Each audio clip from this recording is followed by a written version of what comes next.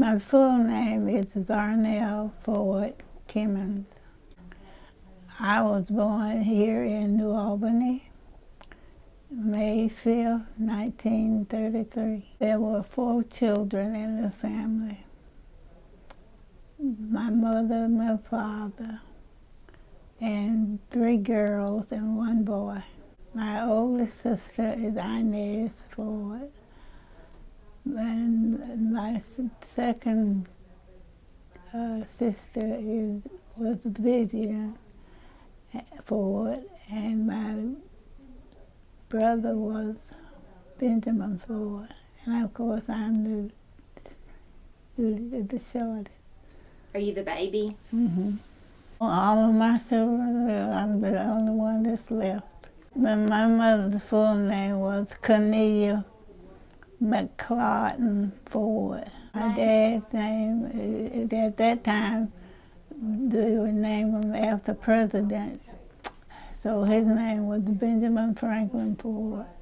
I lived across the street from the present school building. At that time, the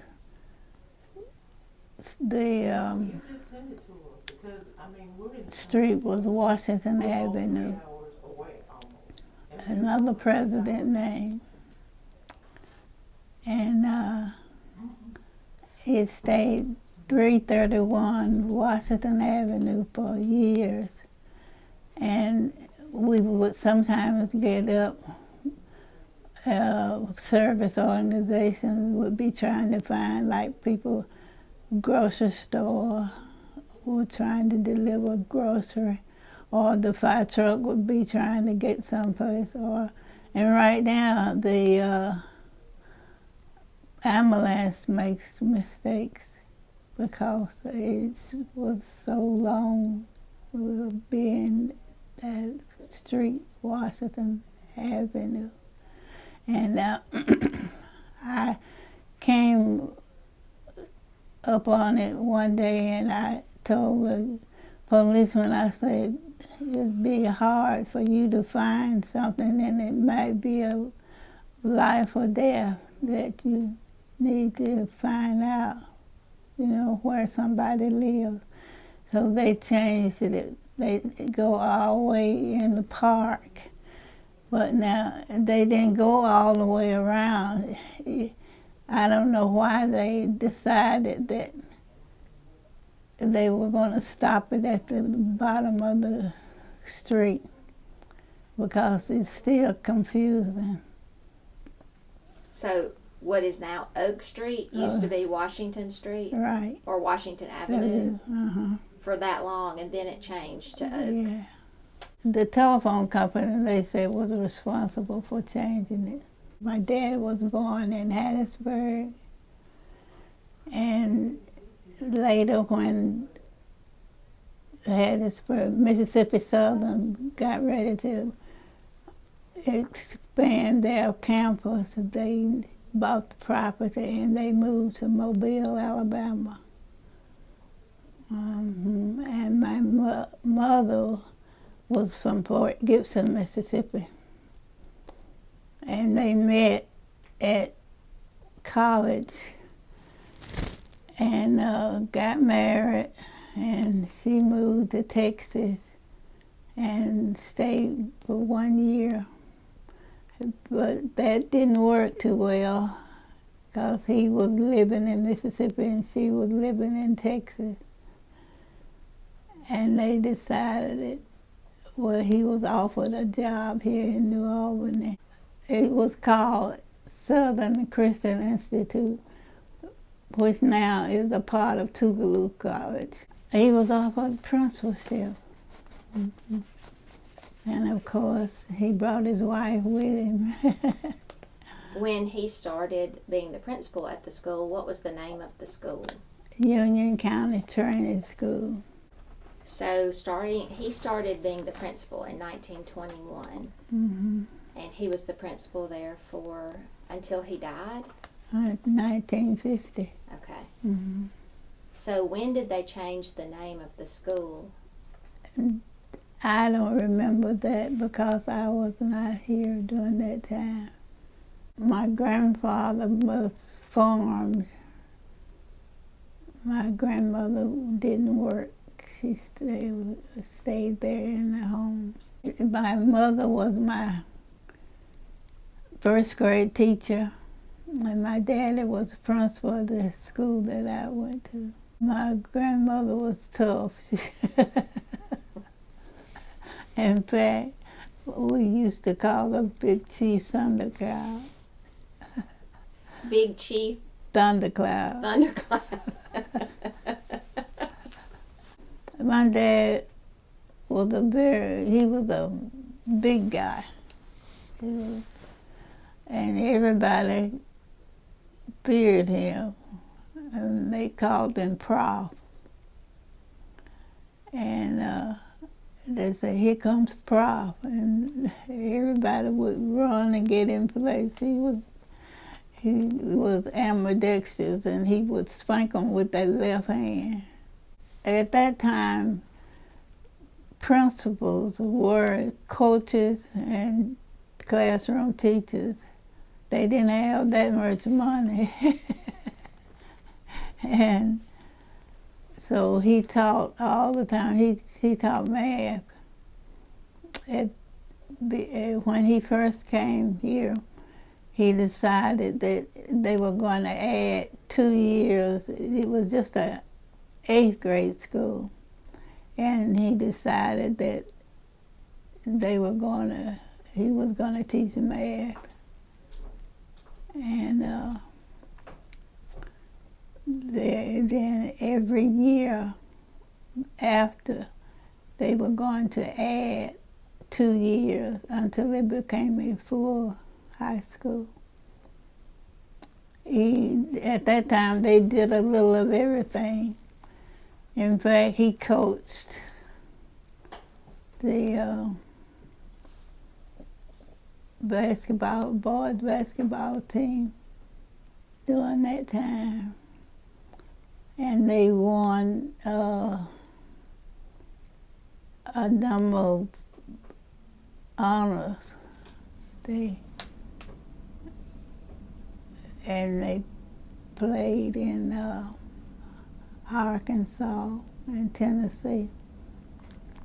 They were good. He had a garage not attached to the house. And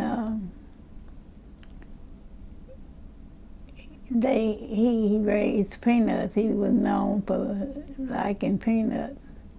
So they would send me in the garage to get peanuts for them, and I would bring them one at a time. And they said, "Bring more than one peanut." Yep. So I was their gopher. Rain, sleet, all the time. We were at church. Oh, I told him one time, I said, "Why don't but the weather was bad. At that time, we used to have quite a few snows, and it would cover the ground, be 2 or 3 inches. And I said, we could just have church next door. We could visit each other next door and have church. What church did you grow up? Watson Grove. When I grew, Reverend Sam Watson was my pastor. He was my pastor for years. I joined church when I was 12, and he was my pastor then. He became my pastor, and he had a car accident up there turning into his church. And he was there until his health got so that he could not serve. They named the church, it was New Albany Grove.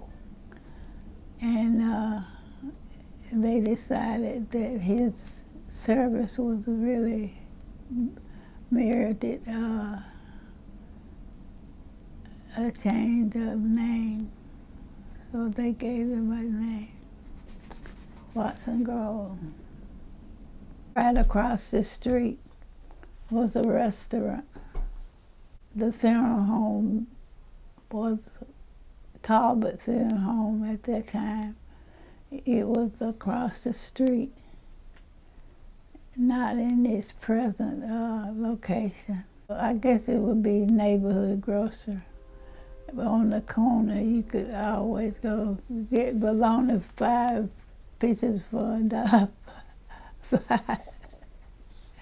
5 pieces for 5 cents and crackers. And we would go to the grocery store. And then we had another one and that guy drank, and when he would get drunk, the kids would go down and work in his store, call themselves helping him out. Over the years, there was a hotel here, black owned, and it was lots of little restaurants where they would serve sandwiches. And in New Albany, they had a fish market. There were a lot of family businesses, and so you didn't have to go downtown.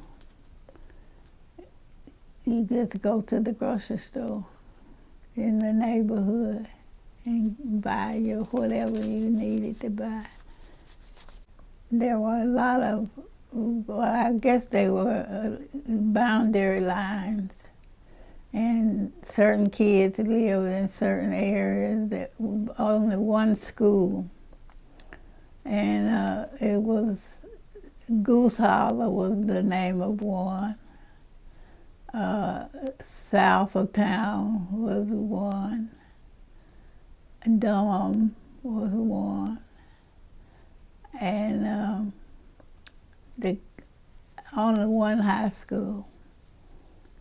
One school, everybody went to the same school. They would scramble and meet each other up and fight, and then the next thing you know, they were all together again. The flat is downtown here. That's where the hotel was, a black-owned hotel. And they served dinners for 25 cents. The lady that owned the hotel, her granddaughter and I were very good friends. She would pack lunches for us during the day, and she was a good cake baker. So I was really friendly with her. Do you remember what happened to that hotel? They tore it down. That happened since I was a grown-up.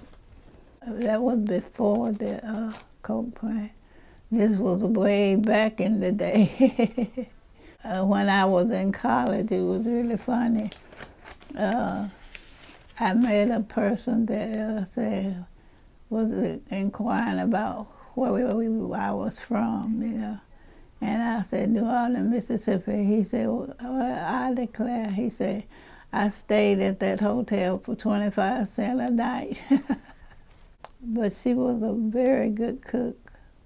Boots Hotel. Occasionally they would have workers. Maybe there was some kind of work going on where there were a number of people, and they would stay there. People traveling through the town sometimes would stay there. The GM Reno and the Frisco crossed there at the train track. So it was easy access. That was my brother's business. When he came, he was in World War II. And when he came from service, he didn't have anything to do, you know, and so he decided that he would go in business. He had patent drugs. They didn't have a pharmacy in there. And a soda fountain. And they sold ice cream and sandwiches and school supplies and things like that. He decided he didn't like, that wasn't for him, that he was going to go to college. So he closed it and went to college. In fact, we were freshmen together. Where did y'all go to college? Alcorn State. It's below Jackson. It's out from Port Gibson. My brother had a car. And y'all would ride down together? Mm-hmm. Yeah. That was the only school in the city limits. There were schools like at St. Mary. Really, the school was, most of them were in churches. They would go to the school, really. There was a school like Myrtle had a school. Zion Chapel had a school. Beaver Dam had a school. St. Mary had a school. And they all had schools. On the north side, you went to Union County Training School. Okay. What year did you graduate from high school? 1950. You graduated from high school the same year your dad passed away? Mm-hmm. Yep. In fact, I guess I'd been out of high school about 2 weeks. He had surgery. He had a ruptured appendix. During that time, I had a pretty rough time, because they had the principal's daughter and the first grade teacher's daughter, so they know how they are about the teacher's pets. And the teacher's kid, had a pretty rough time. I enjoyed school, but I enjoyed home too. My mom was 104. All of her siblings, and they were in the hundreds or either 90s. Remember the basketball team? And we had a long standing of winning. And New Albany was the first high school for blacks that had an indoor gymnasium. Otherwise, it was on the ground that they played. It was on the lower end of the campus. Did you play basketball? Yes, I was a star. I was a forward. At that time, you played half court. The girls played half court. And then later, you had full court just like the boys. But, and I was a cheerleader. I was pretty good as a cheerleader because my sister helped me out. My sister Vivian helped me out a lot. What were your school colors? Green and gold. And what was your mascot? Buckeye. One of the teachers, the sponsor, took us to Memphis and bought the uniforms. It was a sporting goods store. In New Albany, it used to have senior trips long before a lot of the area schools had. And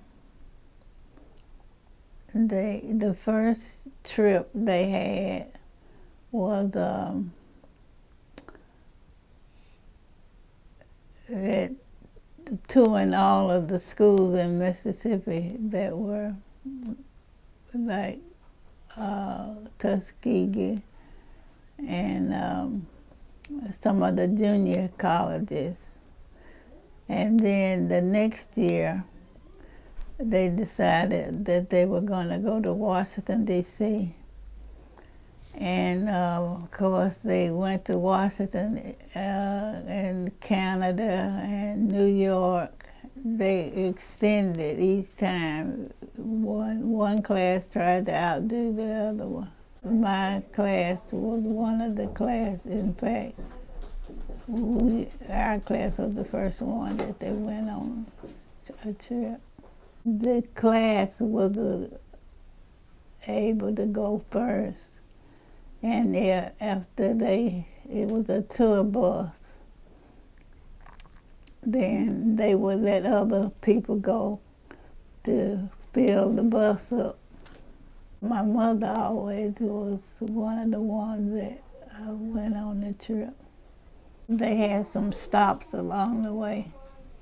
In fact, once or twice it was along the way that they visited former students. Like in Chattanooga, Tennessee, they scheduled to see Lookout Mountain and things like that. They always would raise some money in order to go on these trips. They sold sandwiches at the basketball game, and they had what they have a Friday night dance for the students, and they would raise money that way. And certain days they maybe have a cake sale or something like that. You had to pay part of your expense, and then they would fill in with the rest. I did have a couple of pictures that I could let you see. Or they were out in front of the White House. My goal was to leave the state of Mississippi. And at that time, my brother was living in Milwaukee. So I went to Milwaukee to live. And then I got tired of that, and I got an offer to work at Mississippi Valley State, and I worked there for a year. I couldn't stand that Delta water and all. I finally found my niche and settled down. The principal died, and my sister was lucky. She became principal of the high school, and she said she was librarian, and I was just a fourth grade teacher. So she said, I'm gonna put you in the librarian's position, and she said, I can help you. Said, but you're gonna have to go to school this summer and get certified. So that's how I became a librarian. I moved to Colorado and stayed 11 years. And then I came back and I retired there. When you came back from Colorado, had the schools integrated by then? Mm-hmm. This school was extraordinary that I got a chance to work at. It had a swimming pool for boys and for girls, and they had one major library, and then they had each subject had a a library in the school. They had every sport you could name. It was more like a junior college. A good old Daniel High. And, W.P. Daniel and my dad were very good friends. Your sister, who was the principal, was she the principal until B.F. Ford School closed? Yeah. But they did a pretty good job of doing so because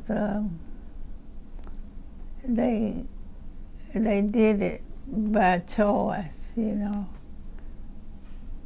You can stay here if you want to, or no, you have to go. And I think they did pretty good because they had teachers to work in groups, and they had them visiting other school systems that were nearly like what they wanted to have.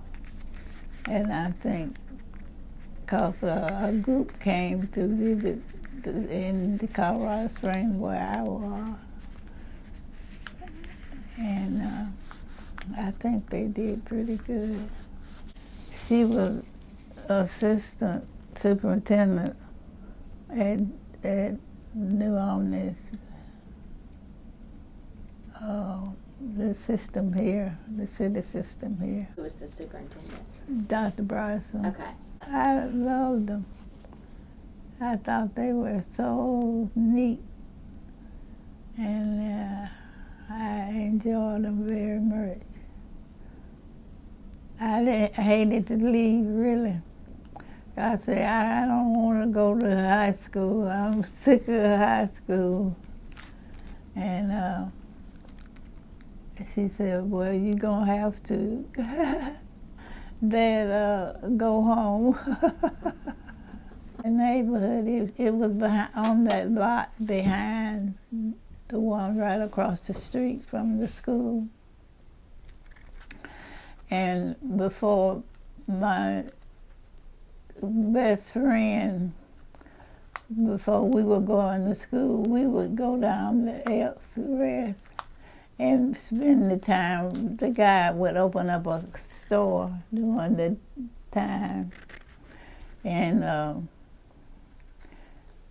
the school children they had a jukebox in there, and the school children would slip over there. They weren't allowed to go over there. My daddy didn't allow them to go over there. And they would dance for recess and lunchtime. And when he would be writing names down to get them, he would ask my friend and me to give him the names, and we would give him the names of all the kids that would sneak across the street. And you had been there too? And we laughed, I'm telling you. Some of the field trips we went on, I remember some of the, they would let some of the people in the community go on the field trips, you know. They would help them pay for the transportation and fill up the bus. And one of the ladies said that when we were on our way to Memphis, she said, this is the first time I've been out of Union County in my life. And I thought, this is really sad. She was a grandmother, and she had never been out of, Union County. Okay. We had a guy that used to work for the cleaners, Henson Cleaners. And he would lead the cheers. He wasn't a member of but he didn't even go to school. He was and he would get them started, and they would rock the old gym. You remember his name? Yeah, his name was Murray, but they called him Bad Eye. Well, you know, really and truly, those who have graduated from Varnell Ford, they have been exposed to a lot of things that ordinarily people wouldn't have. As I remember, the Harlem Globetrotters were here, and the gym was packed, and there are a lot of things that they were exposed to that they didn't get a chance to be exposed to.